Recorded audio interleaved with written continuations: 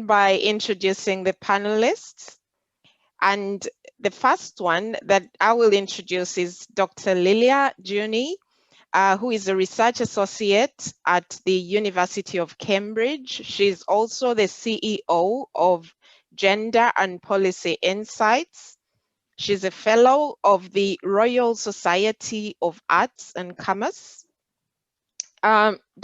Juni broadly researches on gender inequalities and intersectional injustice, and looks into the intersections between gender, technology, and capitalist economies. She has a special focus, special interest in gender-based violence, and particularly on digital abuse. She's published one of the first ever reports looking at multi-level solutions against digital gender-based violence, and is writing a book on the same that will be published in early 2022, does advocacy work in this area, and has also presented to the EU Gender Equality Commissioner at the European Parliament. Our second panelist is Dr. Sheena Lovia Boateng. I hope I'm pronouncing that right. She's a lecturer at the University of Ghana, a fellow of the Academy of Marketing Science. She's the founder of Women in Tertiary Education Network. She, in terms of her research, she is into behavioral marketing, relationship marketing, fashion and beauty marketing, digital platforms, entrepreneurship, brand management. Her interests are in female entrepreneurship, women and education, and digital marketing, electronic learning. Our third panelist, last but not least, is Dr. Rebecca Namatovu, who works at the Copenhagen Business School, and she's a postdoctoral researcher there. She's in the board of directors of Street Business School, a social franchise lifting up women entrepreneurs to change their world. In terms of research, she's in the area of female entrepreneurship, entrepreneurship education, and informal economy. She's interested in inclusiveness of bottom of the pyramid communities. So welcome, panelists. I will begin with the first question that is targeted at Dr. Lilia Juni. And the question, Lilia, is what does research point to as some of the key factors driving the digital gender divide? Lilia. Fantastic. Can you guys hear me well? Mm-hmm. Perfect. Thanks very much, Dr. Winifred, for this lovely introduction. So there is indeed a very vast body of research that explores the reasons behind the gender digital divide, which is obviously impossible to summarize in 5 minutes. So what I will do will be to try to give you guys a few useful sound bites. So first important point, for a very long time, research in this area focused on women's relationship with technology and on how this may differ from men's. And I'm afraid to say, despite obviously the researchers' very good intentions, some of these inquiries had some serious pitfalls. To begin with, they were often structured in ways that kind of subconsciously reproduce gender biases. So for instance, a study might have argued that young women showed, say, less interest in a specific type of technology, for example, self-driving cars. However, the study perhaps ignored their involvement with other devices or the barriers which may have prevented these young women from developing an interest in technology in first place. And in so doing, these works reinforce a very dangerous assumption, which is that the gender gap in this field is due to women being naturally less interested in technological innovation, or to their being all about people skills and less about rational and applied thinking. Now, more recently, a different approach to research on digital gender inequalities has emerged.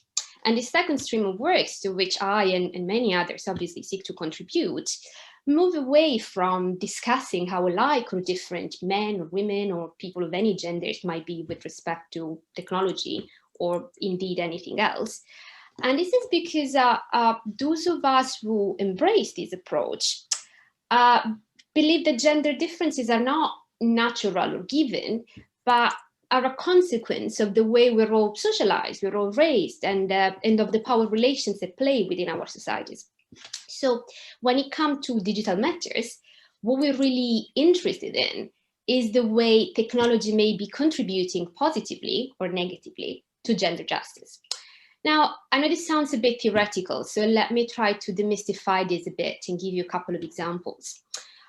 Worldwide, this kind of recent research shows there is still a substantial gender gap in digital literacy and in access to smartphones, to internet connection. As our previous panelists commented upon, this is particularly true in some parts of the world, because the digital gap is, of course, not only a gender divide, but also a racialized, a class, and a geographical one.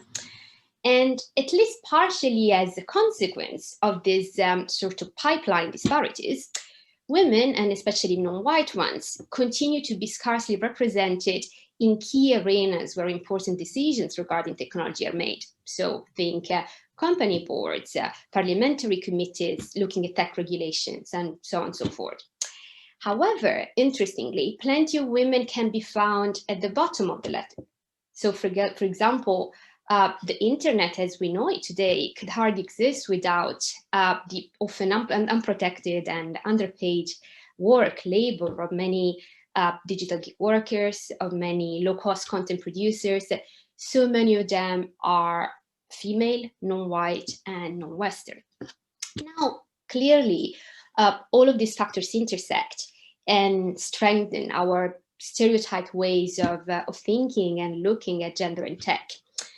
And acknowledging this provides us with a more accurate picture of the multi-level inequalities that constitute the so-called digital gap and of the kind of circular causes behind it. However, and fascinatingly, I think, what recent research has done has been more than kind of photographing the state of things. So recent research has also shown that this sort of intricate patterns of inequalities also get subconsciously encoded and inscribed into the digital devices that we all use, and so end up eventually replicating and multiplying existing biases and existing unfairness. So just think of Google search algorithms, which have been demonstrated to have long associated search words such as girl or black woman with pornographic pictures. Or think of the many supposedly gender-neutral products, which are actually subconsciously designed with the male user in mind, and have thus enhanced somewhat women's vulnerability to abuse. A case in point here, I think, are car sharing and dating apps, where women very often report feeling unsafe. And in fact, another important area of research, which obviously I do not have the time to kind of relate to in depth, concerns precisely digital gender-based violence. There is, I think, an awful lot to be said about the ways in which digital technologies are used today to oppress and to exploit women, for example, through non-consensual pornography, through online hate speech. And now these instances of abuse might deter women from engaging further with technology and in making the most of the opportunities that come from it.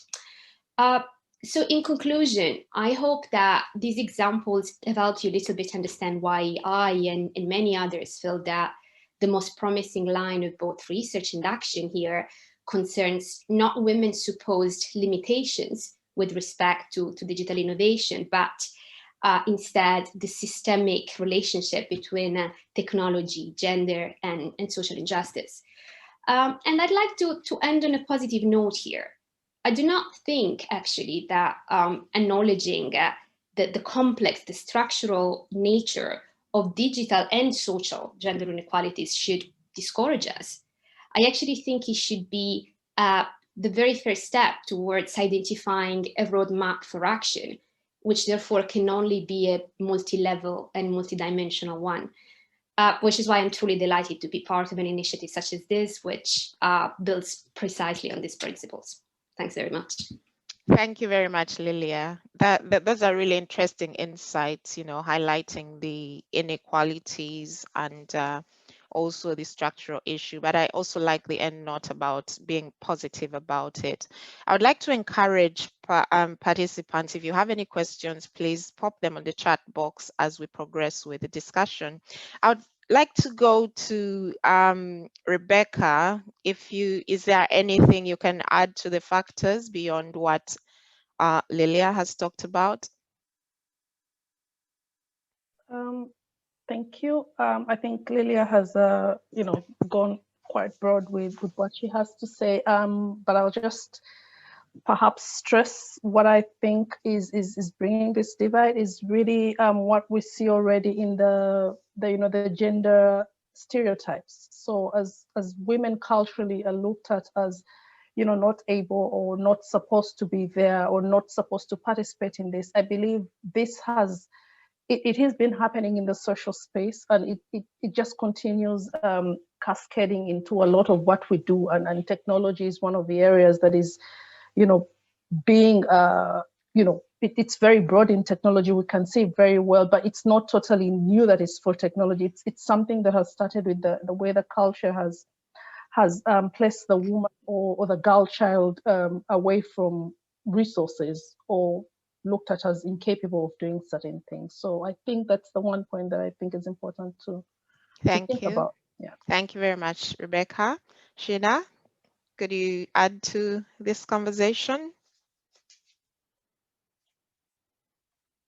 You're mute. Thanks. Yeah, thank you, Winfred. I think my colleagues have said it all, but what I would also like to add is the fact that I believe that the challenges that we are experiencing with regard to addressing this problem also have to do with the deep-seated, multifaceted nature of the problem. We have certain general issues that cut across, like the stereotyping that we are talking about. But when we delve deep into specific context, we can see that there are other endemic issues that are context-specific that have to be addressed before we can say that we are making significant strides towards addressing this issue. So that is the little that I would like to add. Thank you very much, Sheena. And this really tags us to in the first panel where issues were highlighted, the deep-seated issues that both yourself and Rebecca mentioned about. So thank you very much for addressing that question regarding the factors driving the digital gender divide. I would like to ask Sheena to start the conversation now. What considerations need to be taken into account when addressing the challenges, gender divide challenges, particularly in light of the COVID-19 pandemic? Are there opportunities as well? Thank you, Winfred. I think I will take this particular approach by starting from where Lilia stopped off. And Lilia mentioned something very pivotal about the fact that even the research that we currently have is inconclusive. We have so many partial truths, and we do not have the full picture. And that brings to the fore a huge issue that the COVID-19 pandemic helped us to be able to understand, that regardless of how much research we believe we have done and how much we think we know about the problem, we have not even yet scratched the surface of actually coming up with a solution. So one of the main things we can do, and as academics, I believe we are very familiar with this, is starting from the point of having data, actionable data, leading with data. And again, I want to emphasize on the context-specific issues. We need context-specific data, because given that the issue is multifaceted, without having the multi-perspective to be able to understand all the different issues that come into play, we will not be able to adequately assess what we have to do. And there's a favorite saying that I have, that we cannot adequately monitor and manage what we do not measure. So we need to try our best to measure it. We may not come to a perfect measurement, but we need to measure as much as we can and know as much as we can about this problem, right from its roots in the different contexts that we have, to be able to understand the extent of this problem and even know where to start from in terms of managing and handling this problem. Another thing I believe we need to look into is about a collaborative partnership, not just between governments, but between individuals and between institutions and organizations. Up until this point, we observe even from our first panel discussion that we listened to, that different people are doing different things. Governments are doing sections of activities, individuals are doing their best, entrepreneurs are doing their best, but we have come to a point where we need a collaborative effort. We have talked a lot about the issue of socialization. We need the sociologists and psychologists to come in and tell us, how do we deal with this endemic problem? How do we get into the mind of the girl child and how she is raised? How do we sensitize the stakeholders involved in this process of socialization, the parents, the community leaders? How do we get to them to let them understand the role they are playing in this problem that they are creating? So we realize that we need to have a multi-stakeholder approach where we have to bring all stakeholders involved, because COVID-19 has taught us that we do not have as much time as we thought to solve this problem. We need to solve it as soon as possible. And the only way we can do so is to get all hands on board. So that's the second thing that I wanted to say in that regard, that we need a collaborative effort on all fronts. We also need to look specifically into the issue of digital literacy, because without knowing the tools that are at their disposal and how they can harness these tools, there's no way that women can be inclusive when it comes to the use or application of these digital tools that we are talking about. Even when it comes to careers in STEM, we need to be able to get to the female at a young age to let her understand the opportunities that are available to her. And like we learned from the first panel, be able to show them the whole picture from the beginning to the end game. Because if she's not able to see role models that look like her, who are succeeding at what they do, who will let her understand that there are opportunities and you can succeed despite the challenges, there is no way that they will be able to understand that even though it might be challenging, they will be able to succeed. And there's a good end in sight. So we also need to look at it from that angle. And finally, before we end, I want to say this, that when we talk about female access to ICTs and digital technology, we forget about the fact that females play multiple roles in society. They wear several hats. And when we compare it to the male gender, we forget about the fact that females have several other competing interests. Apart from having to learn this digital technology, they need to use this digital technology to achieve so many other things. Economically, they needed to support their homes. They needed to make a livelihood. In terms of education, they needed to learn themselves. In this pandemic, I have observed females taking home learning via Zoom as a personal matter. Because if mother is not there to make sure the children are behind the Zoom learning, there's nobody to do so. And I have had several mothers getting in touch, trying to find out how they can navigate this whole Zoom technology just so they can assist their children. So being able to close the digital divide will not just solve one problem, it will solve multitudes of problems.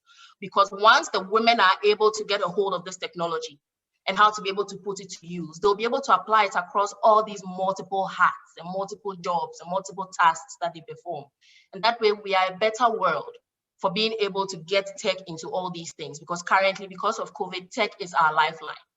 We are all basically relying on digital to get things done now. So it is in our best interest to address these challenges and address them head on as soon as possible.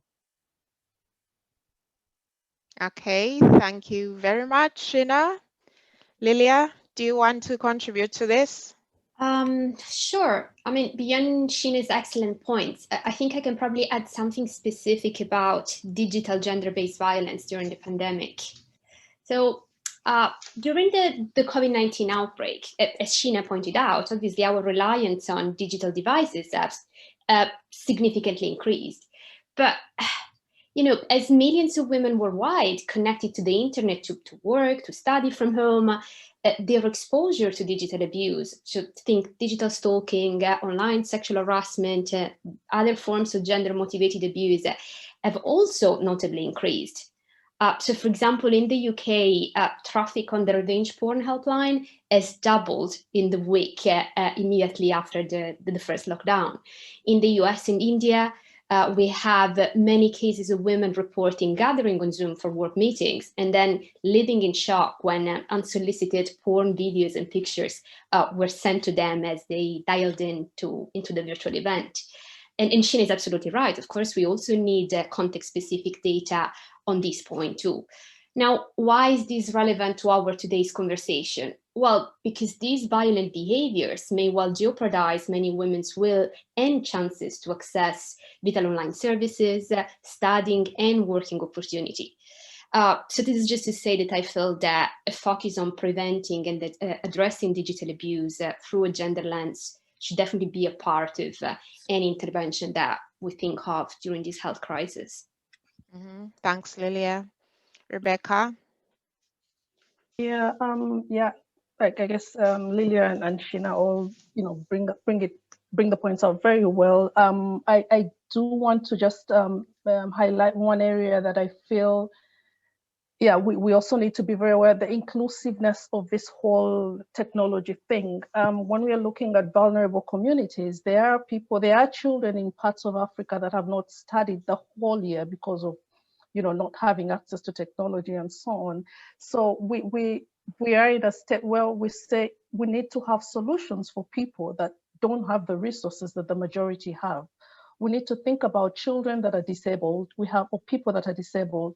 When you're putting up material to teach children, or when you're teaching up work material, the people who are colorblind, the people who are dyslexic, there are all these challenges that the people have. And when we go with one stream direction, we miss a majority of these kinds of people. And not to say that they don't have anything to bring to the table. So I think these are areas that we cannot, we cannot have in our blind spot, and just be aware that not everybody has the resources that we have, or not everybody is as capable as we are, but it doesn't mean they need to be left out of the story. Thank you. Okay, thank you very much. So to address this question, we've really looked into things like the importance of having research and really getting a very context-specific understanding of the different people, of the women, of their situations when it comes to accessing the technology, and also looked at some of the challenges in this COVID pandemic. Digital literacy as some of the issues, partnerships, Sheena did talk about this, and then Lilia also brings in the aspect of gender-based violence, which really begs the question of how secure are these people. And then Rebecca, you've really brought in an important aspect about inclusiveness of the technology, because we need to really see what can be done for people to be able to access this technology.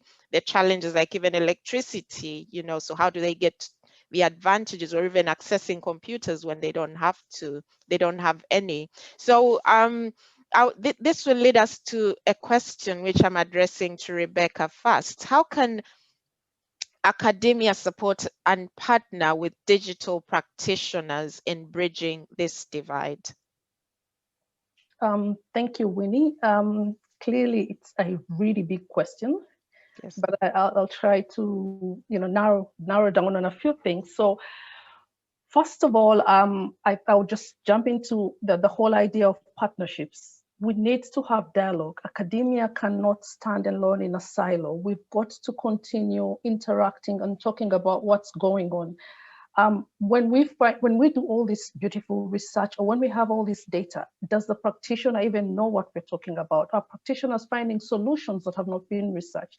So I feel the very first step is to have a very active dialogue platform where we talk to each other, and not just talk to each other about the problem is huge, but this is what we found and this is what we can solve. And trying to come from that point of dialogue, I envision several steps can happen, but I will just focus on maybe 3 steps that I see coming from a platform where academia is talking with practitioners. I think the first step that I see is very practical is then we get into prototyping of solutions. So I have found a study that says women there's gender-based violence in technology, and this is the impact of so much. So what is a practitioner going to do about this? So what solutions can we find, or what practices do we need into as we create products for use and so on? So that kind of prototyping solution will solutions will help us to, at least take one step forward. But that's on the side of the practitioner. But I also feel that then the academia has also got to speak back. We teach with cases every day.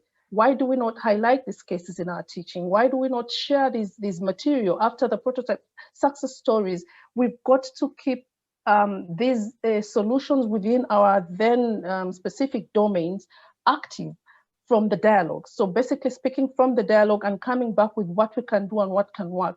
This way we are not only talking, but we are having available tools that people can use. And I think the other step then would get into what many people refer to affirmative action, where we have specific direction on what to do. How do we do this? How do we get into this? In the classroom, let us show or let us encourage girls to go home and find solutions in their mothers' businesses. Let us encourage, young men to sit with their young sisters to come up with a prototype. This can be an assignment. These are things that soon will drain it down. That's a crude word, but yeah, we will have to get this message back to people by also us taking the step from the dialogue through our students, through our research, but most importantly, having also, for example, it will be very great for practitioners to come into classes. Let them come and tell us what they do. Let the students know. Let girls see role models. Let young men know that, you don't go up and just ignore the women. Let people understand that solutions are supposed to be used by everybody, and they should help all of us to get to a certain level. So I really think, and I'm a very strong believer of bottom or grassroots movements. I'm not very keen on saying, well, let's call government to get in there. I do believe practitioners and academia on their own have a really huge role, and they can take us steps ahead without saying we need so much outside there, because we have our tools, we have our skills, and we know there is a problem. So let's work together and keep talking, and then have solutions, and then get back to the table. So I guess what knits up all these very many steps is the fact that the dialogue has to continue at all stages. The published work has to get out there to the practitioners, and the practitioners have to come to the classroom or to the universities and show solutions and of what's going on. Yeah, I'll stop there for now. Okay, thank you, Rebecca. Sheena, do you want to add to this?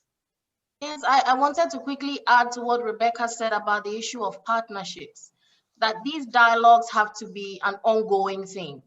The research does not have to be one-off. It has to be a consistent thing, because the moment the research gets out there, it doesn't mean that things have stopped moving on the ground. Things are still moving, things are still changing. So the dialogue has to be kept going. The partnerships have to be kept going, so that we know that at any point in time, the research is in real time informing what is happening on the ground, and real solutions are being achieved. And finally, I also wanted to add that as academics, we go through periodic redesigns of our programs and the structure of our academic programs. We need to put in place measures there that will make sure that girls are forced to be able to go through these processes that make them included. Because we know that left to their wiles, they might shy away, depending on their socialization, from facing these digital issues head on. So for instance, currently in my university, we are redesigning our entire bachelor's program. And in there, we have included a compulsory industry experience component. If girls in STEM studying at the secondary school level, at the university level, can have opportunities that are part of their academic learning to join these industries that have high-tech priorities, to be able to learn on the ground that this is a career prospect, this is something that I can live after I have finished studying, they will be able to see the practical application of what it is that we are trying to sell to them.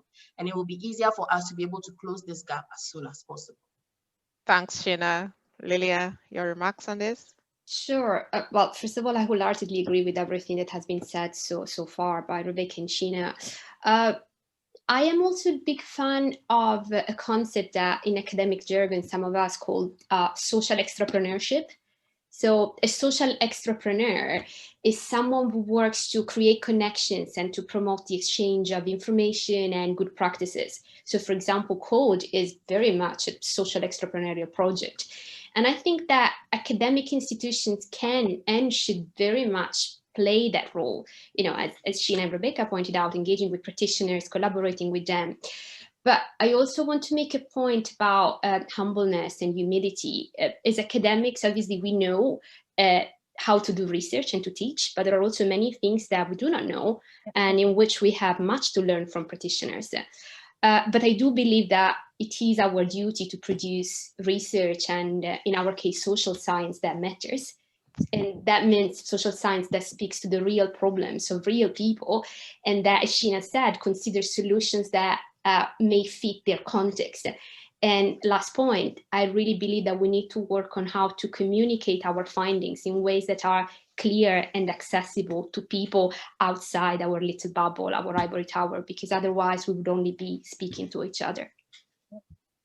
Thank you very much to our panelists, and you've really raised very important points here, and it's really not to operate in silos as we are saying it, but there is need for partnerships. And I like this new term that I've learned from Lily about social extrapreneurship, yeah, and also how to be, in a way, ambassadors as academics, because we have a role in our classrooms, we have a role even as researchers to reach out to the various stakeholders and work on everything in partnership. Before I open up the conversation to everyone, in all the participants, I'd just like to invite Eunice, I think, who's got a couple of questions. Yes, so as people prepare their questions, please start typing them into the chat. But we wanted to get the input from the audience as well. So we have a poll here for you, which is asking, what do you think would have the biggest impact in advancing digital gender equality in Africa? And you have a few options there. So, you know, from all that you've heard, what do you think is the one thing that, if it could be, of course, the answer is that we've had it's everything together, but if you could choose one thing, what would it be? So it would be interesting to see the thoughts from the audience. So we have about 20 more seconds as we vote.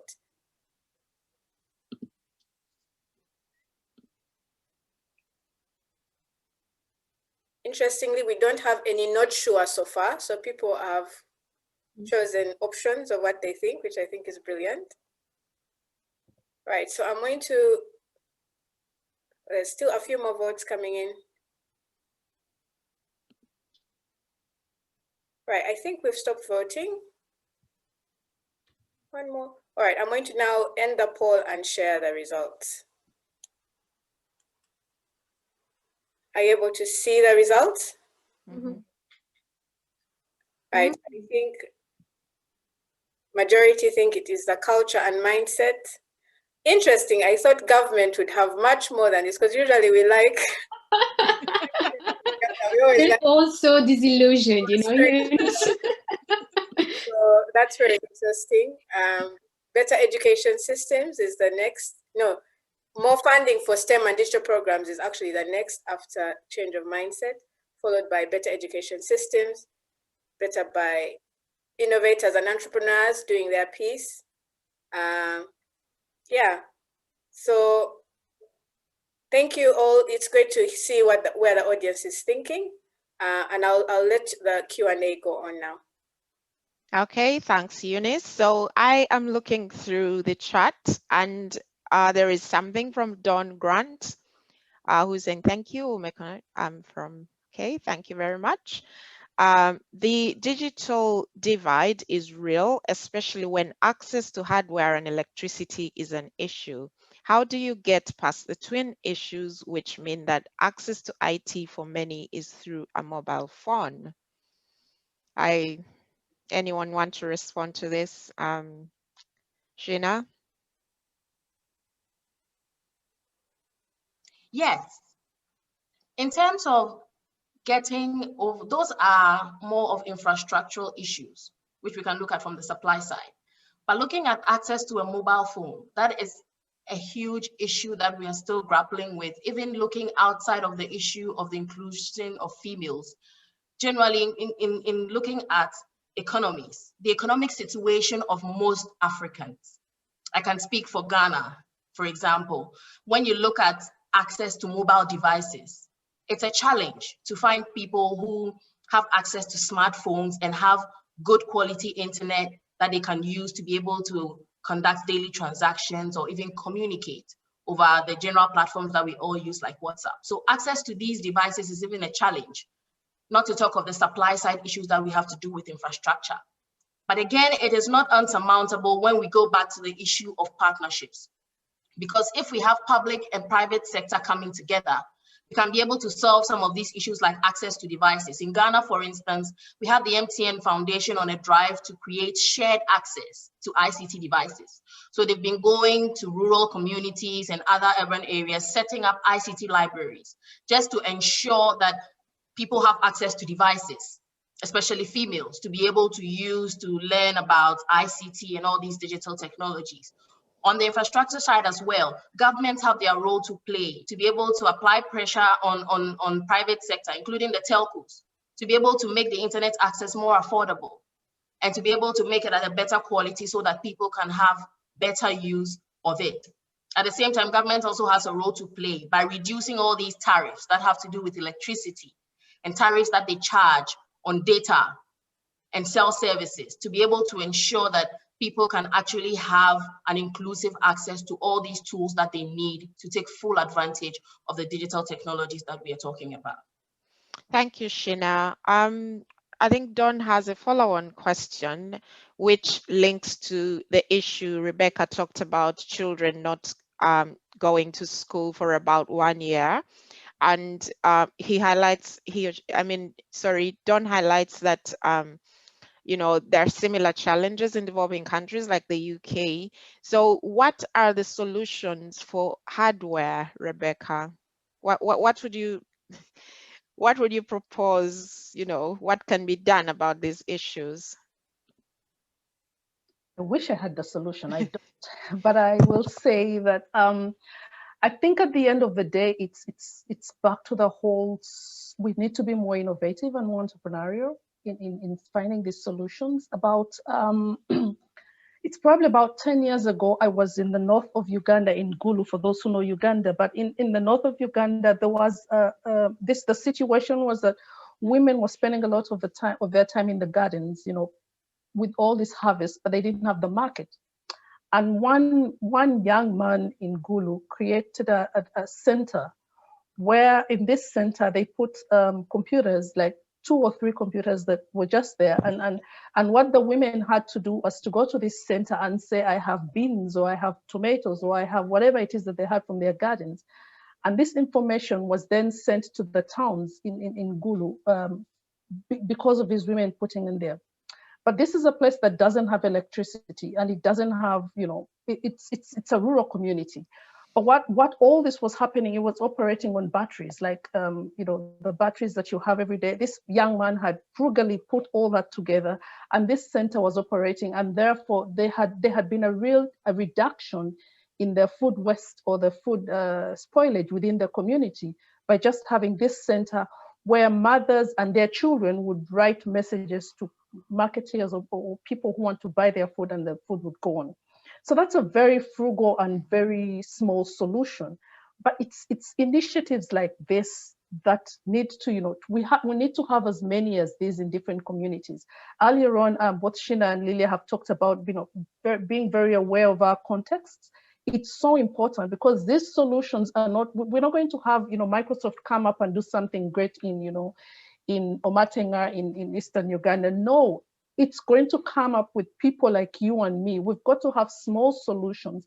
And as we start the journey, the rest will find us. We'll find the government's finding us. We'll find other people will find us on the journey. But we've got to, the mindset, as we have seen in the poll, our mindset has got to be that we have to find a solution, big or small, but we've got to make a step. Okay, thank you. Ruzidi, I hope I've got the name right. In Singapore, we have been having quite a lot of buzz surrounding women in tech conferences, engaging multinationals in hiring women, more recognition, more understanding, inviting more women to join the industry to be part of the program. It's really, oh, this is a comment, getting more awareness. Okay, thank you very much. Alessia, Nana, not really a question. So Dr. Rebecca talked about universities, their roles, but sometimes these barriers and inhibitions are implanted from a much earlier stage. My opportunity to study and practice STEM was halted in elementary school. Yeah, so there were limitations, so it's not really a question. All right, I'll go to Marianne Harmaji, who's asking, how relevant is mapping digital skills and resources to the societal assigned roles to women? Do you think it should be a good entry point, or should we just push change of mindset in regards to women in society and digital skills? Lilia, are you able to address this? Sure, I'll take this and I'll try to merge this with a couple of things I wanted to say as a follow-up to the previous questions. So it seems to me that Marianne's question is a kind of policy one, like, should we do this or that? Should we focus our energies, our attention on this or that? And there, to be honest, I wholeheartedly agree with what Rebecca said. I think the solutions that really work are the bottom-up ones. And if they are truly bottom-up, if they really emerge from the grassroots, they are bound to be different because different solutions fit different people. This is why I don't think there's a clear, straightforward answer to your question, Marianne, in the sense that someone like me was all about sort of demystifying and challenging gender stereotypes and trying to change the culture so that every person of every gender identity might be free to do whatever they want, would probably tell you, oh no, it's all about culture. But I very much acknowledge that instead, for some specific women in some specific context, maybe adding a digital component to more traditional activities, more traditional roles, is a wonderful way to make things work, if that makes sense. And the second quick point, now, very rightfully so, I think, some of the questions we got were about how to address very structural, as Sheena said, supply side issues. And those are obviously there, and they are the point of departure. I think what we are in the business of doing here, what people like myself, and I think also Sheena and Rebecca are in the business of doing, is adding to these a kind of gender mainstreaming lens. So yes, of course, the structural issues are there. What we are saying is that it may be actually useful and helpful to look at how the structural issues somewhat affect women and women from specific contexts, specific countries, specific classes and races differently. And this is important because obviously women's well-being and women's opportunities has a very strong impact on their community. Thank you, Lilia. Thank you, Lilia. We're running out of time. So I just want each one of you in a couple of seconds to just give your final remarks. Yeah, Sheena. Yeah, by way of final remarks, I just believe that this initiative is a very laudable one. And like we have all agreed here, the conversation has to be kept going. We don't have to rest on our laurels, because the more we push from the grassroots, the more we will be able to get more change and get more of those up on the ladder to take up the mantle and then do what needs to be done to solve this problem permanently. So we have to keep this dialogue going. And I believe once we do so, we will be able to make consistent strides towards closing this gap in the shortest possible time. Thank you. Thanks, Sheena. Rebecca? Yes, and yeah, as we keep the dialogue going, I think it's very crucial that we all stay aware that we have a role to play. Regardless of where you sit, you have a role to play. Maybe it's changing the mindset of your dominant uncle who thinks girls shouldn't have technology, or maybe it's talking to your children and telling them, lift up your head when you do this and things like that. So I want us to walk away from this conversation, and perhaps many others that will come, knowing that we each have a duty to take on, and this duty is to ensure that we reduce this gender divide. Thank you, Rebecca. Lilia? Yeah, so as a follow-up to what has just been said, I think these are issues that really touch us all in so many ways.